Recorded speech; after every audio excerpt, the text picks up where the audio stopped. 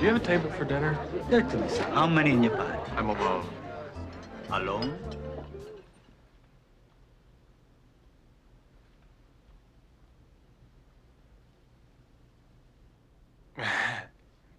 Follow me, sir.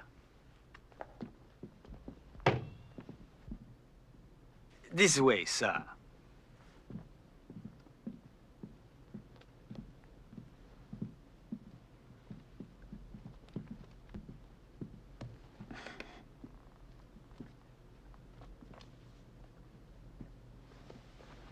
Thank you.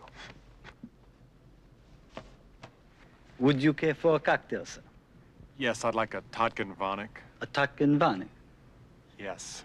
Very good, sir.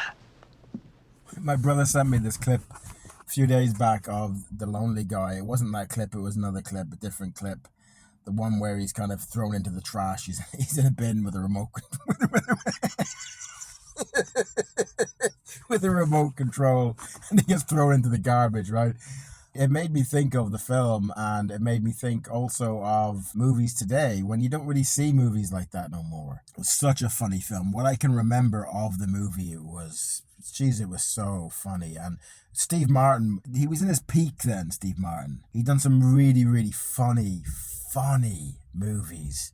Dead Men Don't Wear Plaid was one of them. Dirty Rotten Scoundrels, The Jerk, The Lonely Guy. He just had this knack of just being, he didn't have to really even do that much. It was just his facial expressions, and his tics and quirks, they just worked in unison together. They were superb. Charles Grodin, another guy who was great in this film. Anytime I see Charles Grodin, I just think he was the most funny, depressed guy I've ever seen. He was just like so depressed.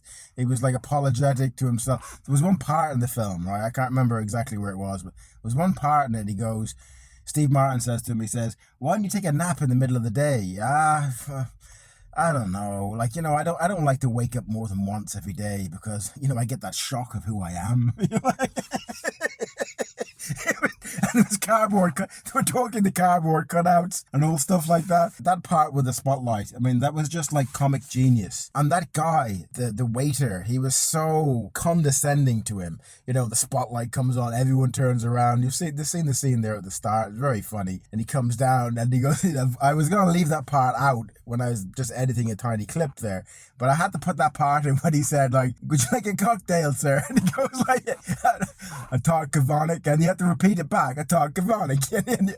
And Steve Martin's response, he was starting to get angry with him, yes. It was little tiny touches like that really set it, kind of really bizarre comedy. Really, and there was loads of comedy parts in that, really ingenious comedy parts in it. Like one of them was when he's kind of writing this book and he goes through and he starts to write the book, and the calendar starts to flip days like it's going so well that it's flying through the month, but it was just a window open and it was blowing the calendar pieces away, right? Right, so it was like really comic genius parts in it. But Steve Martin, whatever happened to him, at a certain point, he just couldn't do what he was doing before. He had a certain amount of time to be funny or whatever it was. But when he was in his peak, when The Lonely Guy came out and The Jerk and all that kind of stuff, I don't think there was he was so funny. And then he just made some bad decisions, or I don't know what happened, but the films that he done when he was in his peak, he was funny, dude. He was fucking funny. And one other thing as well is that these older films, people don't watch them anymore too much, maybe. They watch all the newer films, and, but that was back in a day when there was probably a little bit more innocence and a little bit more kind of like people a little bit more lighthearted and ready to just to have it, just on the weekend with your date or something like that, and you just take in a funny film and it was funny and people were goofing a tiny bit. And I think that's what this film, The Lonely Guy, represents as well. To laugh at yourself and to laugh, because there was bits of The Lonely Guy in everyone where we're all kind of like, feel awkward and all that kind of stuff, and internal stuff where we don't really mention stuff to other people and stuff like that, but they turned it kind of into a comedy. Films like The Lonely Guy should be watched, and they're worth a look again.